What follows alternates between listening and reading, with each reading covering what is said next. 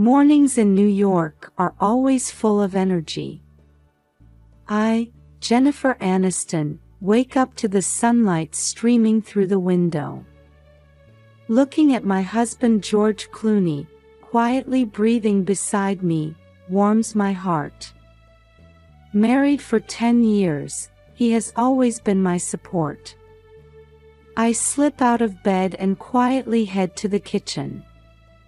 While preparing breakfast, I glance at the family photos on the wall.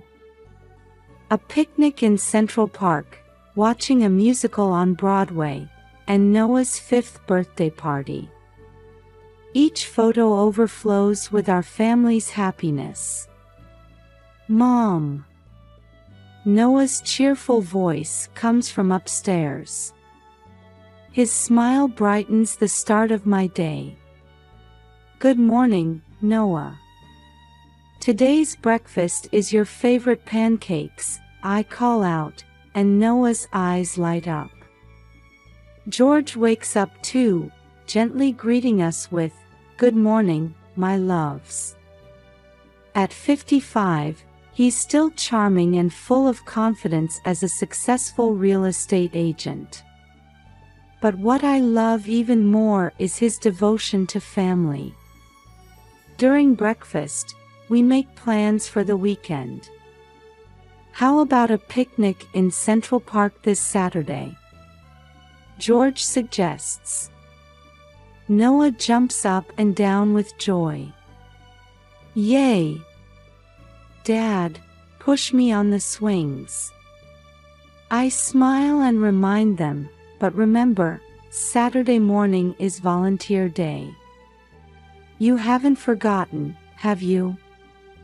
Reading to children at the local community center is one of my cherished activities. I've made many acquaintances in the neighborhood through this work. Of course I remember, Jenny, George answers. I'm proud of your activities. We can enjoy our picnic in the afternoon. Although George is successful in his work, he values family time. We make it a habit to spend every weekend together. I'm always filled with gratitude for his attitude. After breakfast, I see Noah off to kindergarten and start preparing for my volunteer work. As I select books and practice reading aloud, I'm enveloped in a pleasant sense of fulfillment. In the evening, George returns from work. When I ask, "How was your day?" he answers with a smile, "It went well. A new project has started. But the best part is coming home to see you all." Over dinner, we share the events of our day as a family. Noah talks about his adventures with friends at kindergarten, George about his success at work, and I share heartwarming experiences from volunteering. This daily routine is our happiness itself. Before bed, as I read a picture book to Noah, I think, may this happiness last forever. Before going to sleep, George and I relax in the living room. Jenny, I'm really happy I married you, George says. I squeeze his hand back. I feel the same, George. I love our family. As I lie in bed, I wish for another wonderful day tomorrow. I believe that these happy days for our family will continue on and on. A few days have passed since our weekend picnic in Central Park, and peaceful days continued. On a morning that seemed no different from usual, George woke up unusually early. Good morning, Jenny, George's voice made me turn around, and he was smiling with an unusually nervous look. What's the matter? You're up so early, I asked, and George took a deep breath and said, Actually, how about dining out with the family tonight? Dining out? That's unusual, I was a little surprised. We usually ate at home most of the time. Yes, I made a reservation at Per Se. George's words made my eyes widen. Per Se is one of the finest restaurants in New York. It's a place we only go on special occasions. Per Se. But is today some kind of anniversary? I tried desperately to remember, but no special day came to mind. George laughed softly and answered, "Do we need a special reason?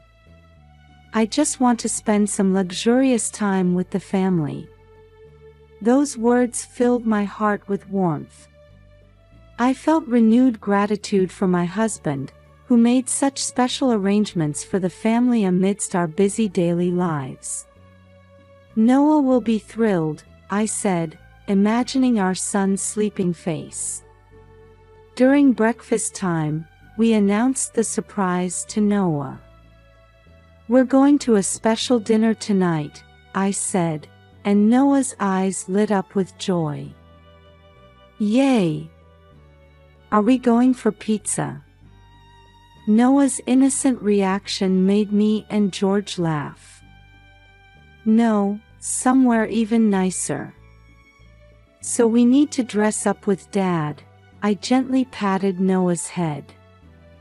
All day long, my heart was bouncing with anticipation. Even during volunteer activities, I couldn't help but wonder. Why did George suddenly make such a proposal?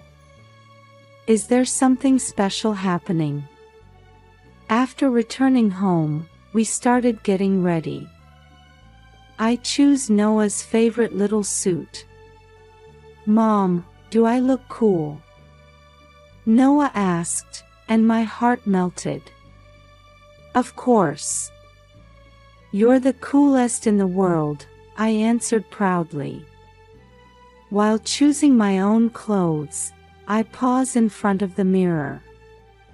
My eyes suddenly catch my wedding ring. I remember the day George proposed to me 10 years ago. The joy and excitement from that time seemed to resurface. Could it be? I whispered to myself. A feeling that something special might happen tonight makes my heart flutter.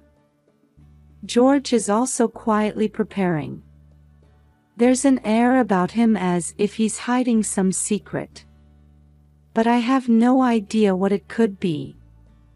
"Ready?" George's voice brought me back to reality. "Yes, I'm all set," I answer with a smile. Before leaving the house, we stood in front of the mirror. George in his suit, me in my dress, and Noah in his little suit.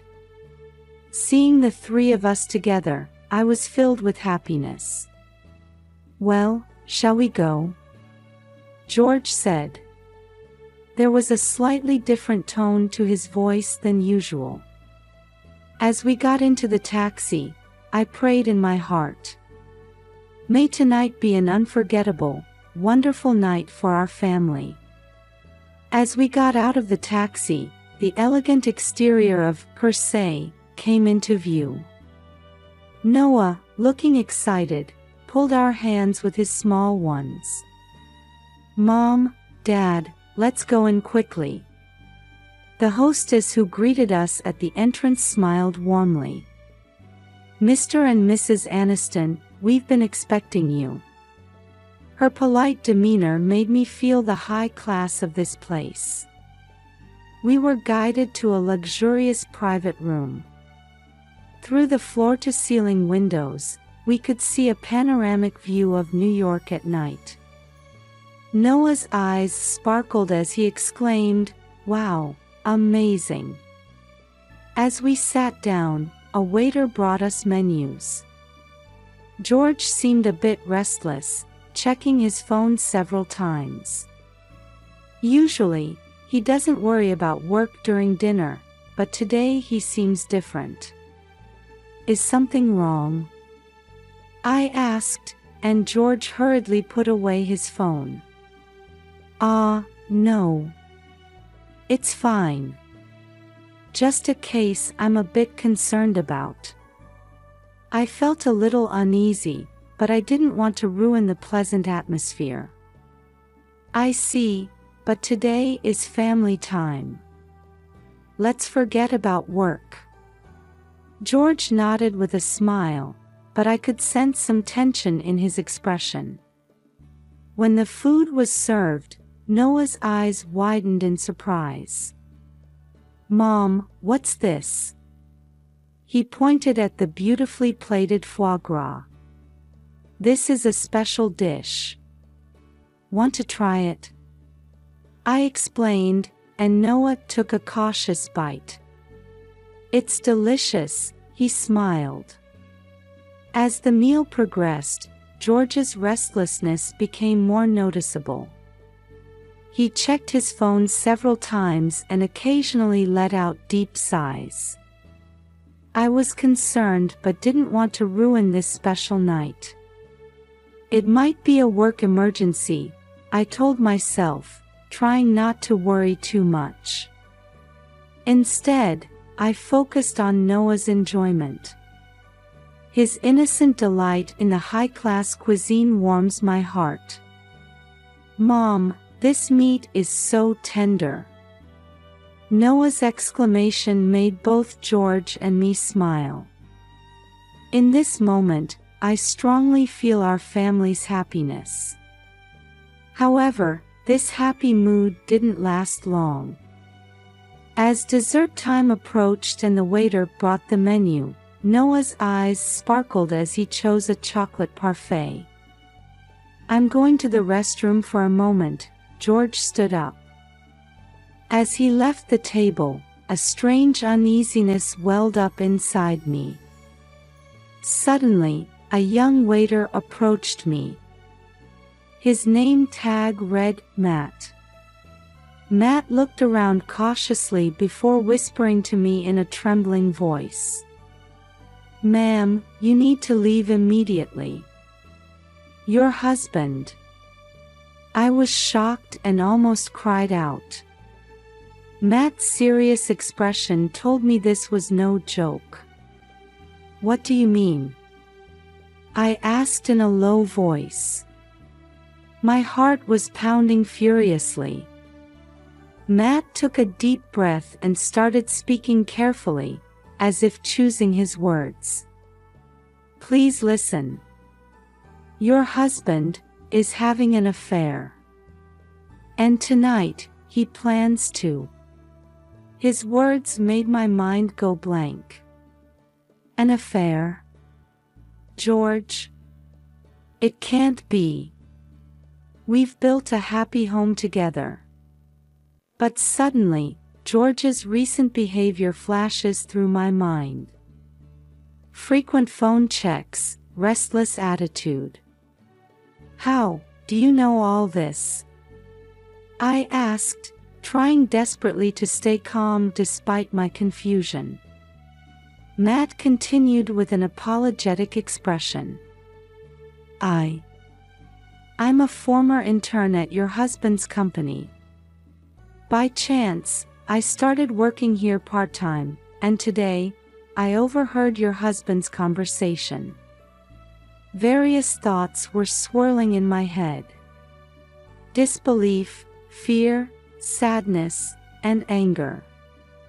It felt like the trust we had built over the years was crumbling in an instant.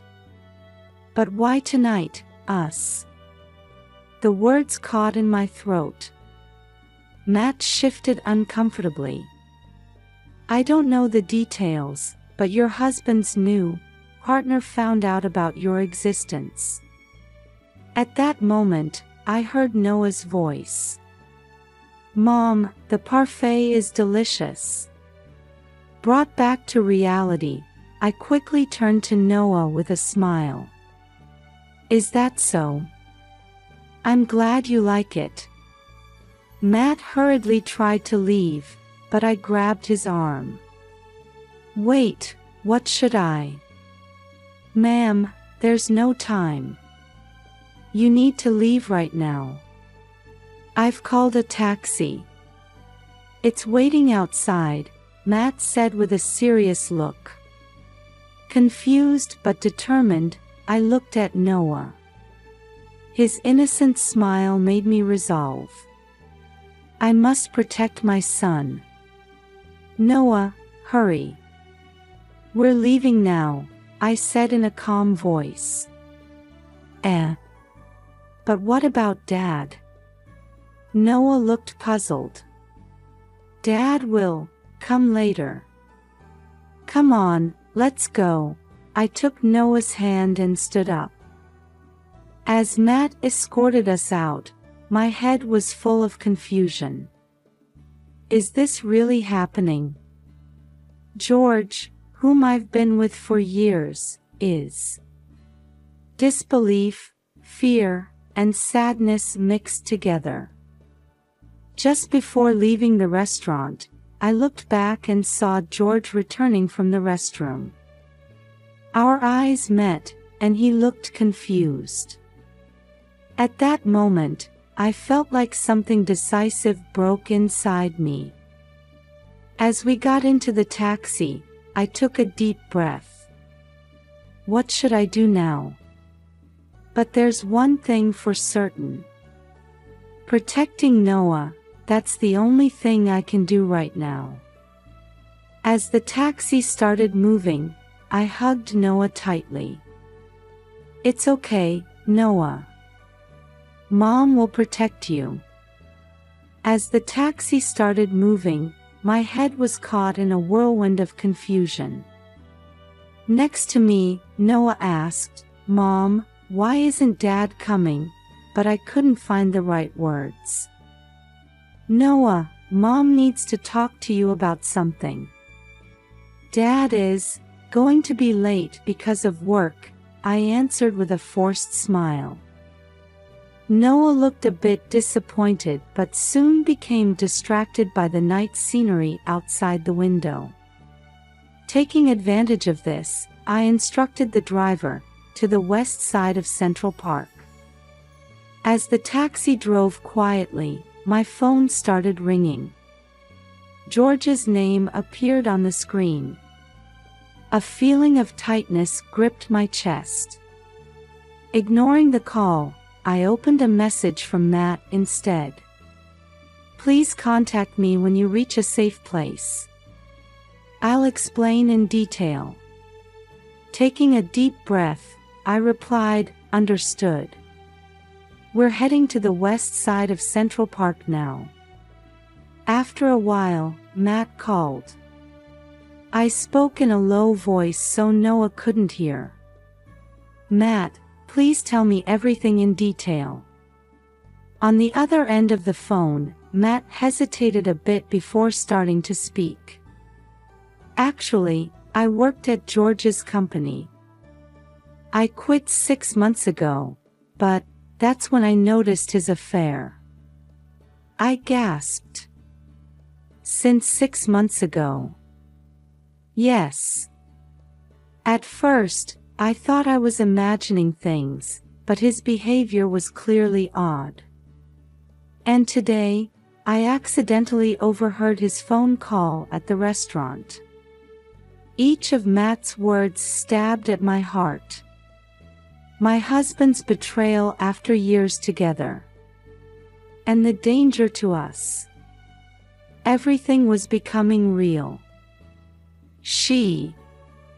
George's new partner, she found out about our existence, didn't she? I said in a trembling voice. Yes. And it seems she gave George an ultimatum. His family or her. With those words, something inside me crumbled decisively. All our happy days might have been a lie. The thought brought tears to my eyes. However, looking at Noah's drowsy face next to me, I steeled my resolve. This is not the time to be swept away by emotions. My son's safety is the top priority. Matt, thank you. What should I do now? Matt answered in a calm voice. First, find a safe place to stay. Then, I recommend consulting a lawyer as soon as possible, perhaps tomorrow. After hanging up, I looked at Noah again. His innocent sleeping face aroused a strong protective instinct in me. It's okay, Noah. Mom will protect you. As the taxi arrived at the west side of Central Park, I took a deep breath and considered my next step. I could feel that my life was about to change dramatically. After getting off at the west side of Central Park, I headed without hesitation to my best friend Sarah's house. Sarah seemed surprised by our late-night sudden visit, but she seemed to grasp the situation immediately upon seeing my expression. "Jenny, are you okay? What happened?" At Sarah's worried voice, I finally let my tears flow. After putting Noah to sleep in the spare room, I told Sarah everything in the living room. George's betrayal, Matt's warning, and our current situation. "I can't believe it." Sarah was speechless. "But you can stay here. For as long as you need." Her words brought me some relief. However, from that moment, persistent phone calls and messages from George began. "Jenny, where are you? Why did you suddenly disappear? Is Noah safe? Please contact me immediately. What's going on? Let's talk." Each message disturbs my heart. Even though they're words from someone I've trusted for years, now they all sound like lies. Sarah put her hand on my shoulder. "Don't reply. Let's consult a lawyer first." The next morning, I met with Lisa Green, a female lawyer Sarah introduced me to. After calmly listening to my story, Lisa gave me advice. "First, let's start the divorce proceedings. And depending on George's actions, we might consider a restraining order." I exhaled deeply. Divorce. Saying that word still doesn't feel real. And gathering evidence is crucial. Messages from George and Matt's testimony could be useful, Lisa continued. From this day, it felt like my new life had begun. While staying at Sarah's house, I kept in touch with Lisa and proceeded with the necessary steps. I still haven't told Noah the whole truth. I've only given him a simple explanation: Dad has gone away for a while. Every time I see his innocent smile, my heart aches. A few days later, a restraining order was finally issued. George can no longer approach us. This ensures temporary safety, but the wounds in my heart don't seem easy to heal.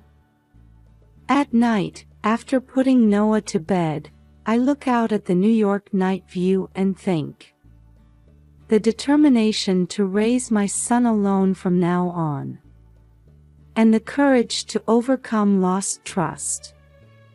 Everything is uncertain and scary, but there's one thing for sure. Protecting Noah and making him happy.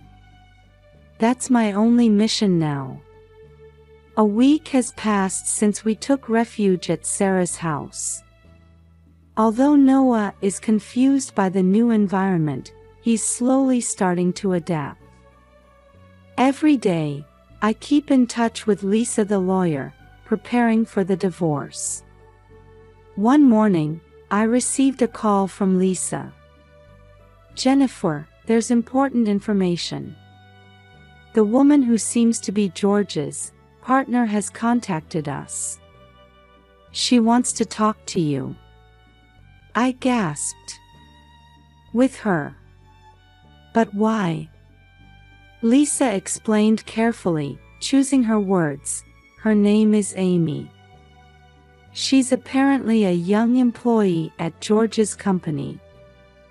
She seems to want to know the truth too. I hesitated. Would meeting Amy hurt me even more? But I felt the need to know the whole truth. All right. I'll meet her. Through Lisa's mediation, we agreed to meet at a cafe near Central Park as a neutral location. On that day, I nervously headed to the cafe. Amy looked younger than I had imagined. She was a woman with blonde hair tied back and a calm demeanor. Jennifer, I'm sorry we're meeting like this. Amy's voice was trembling. I took a deep breath, trying to maintain my composure. Amy, please tell me what happened. Amy started speaking with tears in her eyes. George told me that you were mentally unstable and unfit to raise Noah. He was trying to create a new family with me and Noah. Those words made my heart ache. However, sadness was greater than anger. You were deceived too, weren't you? Amy nodded. But recently, I realized George's true nature. He was manipulating both of us. He was trying to make you look like the bad guy and use me. Amy took out some documents from her bag with trembling hands. Please look at this. I nervously looked through the documents. What was written there was unbelievable. A detailed plan for George and Amy to gain custody of Noah. And even a plan to make me appear mentally unstable and ultimately eliminate me by staging an accident. He was really trying to kill us. My voice trembled. Amy nodded tearfully. George was planning to mix sleeping pills into the meal at the restaurant. And then on the way home, with a manipulated car. She choked on her words. I pressed my shaking hand to my forehead. To think that the person I loved had made such a terrifying plan. Thinking of Noah, I felt a chilling fear run down my spine. But why did you? At the last moment, my conscience hurt. Amy covered her face. I couldn't bear the thought of killing you and Noah. Knowing this horrible truth, we felt an even greater need to stop George's actions. We talked for a long time. Amy revealed that George had been committing fraud at the company and disclosed the full extent of his lies. At the end of our discussion, we made an unexpected decision. To cooperate and reveal all of George's lies and manipulations. Over the next few weeks, Amy and I kept in frequent contact. With Lisa's advice, we gathered evidence of George's wrongdoings. Testimonies from colleagues and business partners, records of inappropriate financial transactions. Bit by bit, the truth was coming to light. Noah still asks about his father. When is Dad coming home? Each time, it pains my heart, but I try to explain as gently as possible. Dad is far away right now. But he's thinking of you, Noah. When we felt we had grasped the whole truth, we decided to confront George. We chose Bryant Park, a famous park in New York City, as the location. We selected it for being neutral and public. On that day, Amy and I arrived at the park early. As the pleasant autumn breeze blew, we waited quietly. When George appeared, his expression was a mix of surprise and anger. "What's this? Amy, why are you here?" I took a deep breath and started speaking calmly. "George, we know everything now. Your lies, your manipulations." George flinched for a moment but quickly tried to cover it up. "What are you talking about?" "I didn't." However, as Amy and I presented one piece of evidence after another, George's expression gradually changed. Evidence of fraud at the company, traces of his double life, and his numerous lies. "George, it's over. Our marriage, all your lies," I said with a resolute attitude. George tried to argue for a moment, but he seemed overwhelmed by our determination. "Jenny, It's too late, George. We're starting a new life. Without you." After this confrontation, the divorce proceedings went surprisingly smoothly. George seemed to have given up fighting and admitted to all the facts. On the day the court's decision was handed down, I was filled with mixed emotions. The judge granted Jennifer full custody of Noah and ordered George to pay appropriate child support. After the judgment, I met George's eyes in the hallway. There was a hint of regret in his eyes, but there was no going back now. "Can I see Noah?" George asked in a small voice. I thought for a moment before answering. "For Noah's sake, yes. But let's take it slow. We need to put his feelings first." That night, as I put Noah to bed, my chest was full of expectations and anxiety for our new life. "Mom, is Dad never coming back?" Noah's innocent question made me smile gently. "Dad will be living in a different place now. But he loves you very much, Noah. Things will be different from now on, but we can be happy." Hugging Noah, I made a vow. No matter what difficulties lie ahead, I will protect this child and make him happy. That's the beginning of our new life. Looking out at the New York night view through the window, I took a deep breath. The road ahead won't be easy. But now I have courage and strength. And above all, I have my beloved son. "Well, it's the start of a new adventure," I whispered. With those words, I felt a warm light of hope ignite in my heart. The gentle spring sunshine softly illuminates the greenery of Central Park. Sitting on a picnic blanket, I watch Noah playing in the distance. He's throwing a frisbee with his new friends, his smile as radiant as the sun. "Noah, come here. The sandwiches are ready." I call out, and Noah runs over energetically. "Mom, did you see? I could throw it really far." "That's amazing." "I was watching you," I gently stroke his head. While Noah munches on his sandwich, I call my friend Sarah. "Jenny, how are you?" Sarah's voice warmly resonates. "I'm doing well, really. It was tough, but I'm truly happy now. Noah is doing great too." After hanging up, I look at Noah once more.